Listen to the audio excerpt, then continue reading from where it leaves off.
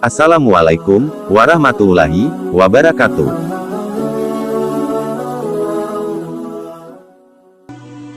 Perjalanan kisah spiritual Noeletto sempat menjadi sorotan, sebab ia mengaku dulunya seorang ateis, lantaran tak dapat menemukan ajaran agama yang baik.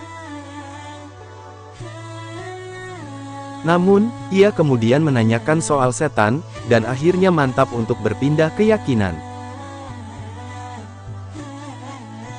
Seperti apa kisahnya? Simak selengkapnya video berikut ini.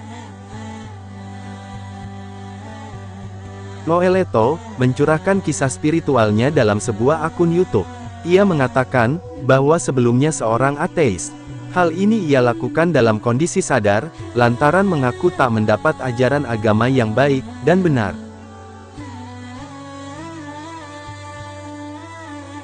Saya pernah ateis, dalam keadaan sadar, kata Noeletto, dikutip dari YouTube Cahaya untuk Indonesia. Saya melihat daging di badan saya, ini milik saya, atau bukan? Oh ternyata dari luar, saya makan, jadi daging ke tubuh saya. Pengetahuan, oh saya dengar dari lingkungan, masukan dari Bapak, kemudian saya akuisisi, sambung Noeletto. Ia kemudian melakukan riset. Riset ini dilakukan untuk pemilihan keyakinan, untuknya. Semua yang saya miliki adalah saya akuisisi.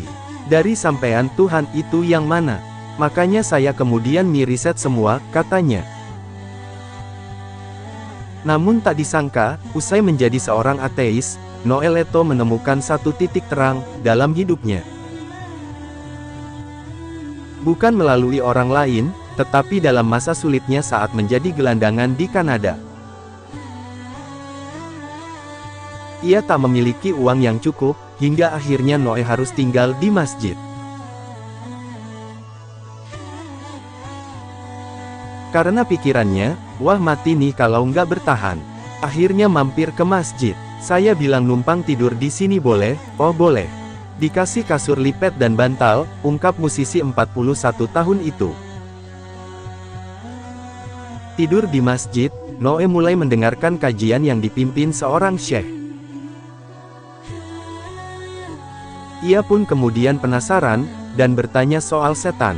Saya bertanya kepada syekh, benar enggak, Tuhan Maha Adil? Karena saya melihat agama adalah sebuah sistem, valid.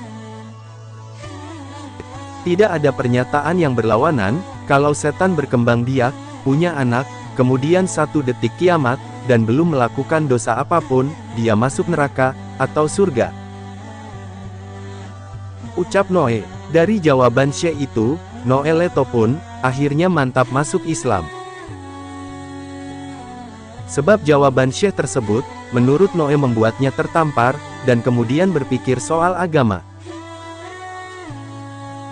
Yang membuat saya masuk Islam, adalah jawaban dari syekh. Karena jawaban dia menggunakan yang logik, kata Noe.